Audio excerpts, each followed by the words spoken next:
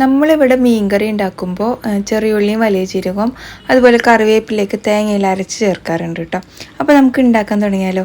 വെളിച്ചെണ്ണ ഒഴിച്ചു കൊടുത്തിട്ടുണ്ട്. ഉലുവ പൊട്ടിച്ചെടുത്ത ശേഷം ചെറിയുള്ളിയും പച്ചമുളകും ചേർത്ത് കൊടുക്കുന്നുണ്ട്. നന്നായിട്ടൊന്ന് വഴറ്റിയെടുത്ത ശേഷം കറിവേപ്പില ചേർത്ത് കൊടുക്കാം. ഇനി ഇതാ ഒന്നുകൂടെ ഒന്ന് ആക്കിയെടുക്കാം. മഞ്ഞൾപ്പൊടി 1 സ്പൂൺ, മുളക് പൊടി 1 സ്പൂൺ, മല്ലിപ്പൊടി 1 സ്പൂൺ ചേർത്തിട്ട് മസാലയുടെ പച്ചമണമൊക്കെ മാറട്ടെ. 1.5 സ്പൂൺ ഇഞ്ചി വെളുത്തുള്ളി പേസ്റ്റും പിന്നെ നന്നായിട്ടൊന്ന് ഇളക്കുക. പിന്നെ ഒരു തക്കാളിയും കൂടെ ഇട്ട് കൊടുക്കുന്നുണ്ട്. വീണ്ടും നന്നായി ഇളക്കിയിട്ട് കുറച്ച് വെള്ളം ഒഴിച്ച് കൊടുത്തിട്ട് ഈ ഒരു മസാല നന്നായിട്ടൊന്ന് വേവിച്ചെടുക്കണം കേട്ടോ. തക്കാളിയൊക്കെ നന്നായിട്ട് വെന്തുടയട്ടെ, എണ്ണയൊക്കെ തെളിഞ്ഞു വരട്ടെ. ഈ ഒരു ലെവലാകുമ്പോഴത്തേക്കും നമുക്കിതിലോട്ട് പുളി പിഴിഞ്ഞ വെള്ളം ചേർത്ത് കൊടുക്കാം. ഒത്തിരി ചേർത്ത് കൊടുക്കണ്ട, മാങ്ങയും കൂടെ ചേർത്ത് കൊടുക്കേണ്ടതാണ് കേട്ടോ. ആവശ്യത്തിനുള്ള ഉപ്പൊക്കെ ഇട്ട് കൊടുത്ത ശേഷം നമുക്ക് അടച്ച് വെച്ചിട്ട് ഒന്നുകൂടെ ഒന്ന് വേവിച്ച ശേഷം നമുക്ക് മാങ്ങ ചേർത്ത് കൊടുക്കാം.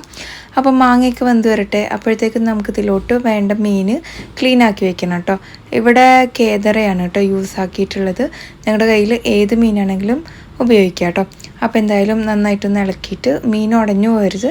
വീണ്ടും അടച്ച് വയ്ക്കുന്നുണ്ട്. മീൻ വെന്ത ശേഷം നമുക്കിതിലോട്ട് അരച്ച തേങ്ങയും കൂടെ ചേർത്ത് കൊടുക്കാം. അപ്പോൾ നല്ല ടേസ്റ്റായിട്ടുള്ള നല്ല കുറുകിയ നമ്മുടെ മീൻ കറി സെറ്റായിട്ടുണ്ട് കേട്ടോ. ഇനി ഇതൊന്നുകൂടെ ഇരുന്ന് കുറുകും. അപ്പോൾ എന്തായാലും കറിവേപ്പില ഇട്ട് ഇറക്കി വെക്കാം. ചെറിയൊരു തിള വരട്ടെ. അപ്പോൾ ട്രൈ ചെയ്യുക, ഫീഡ്ബാക്ക് അറിയിക്കുക. ബൈ.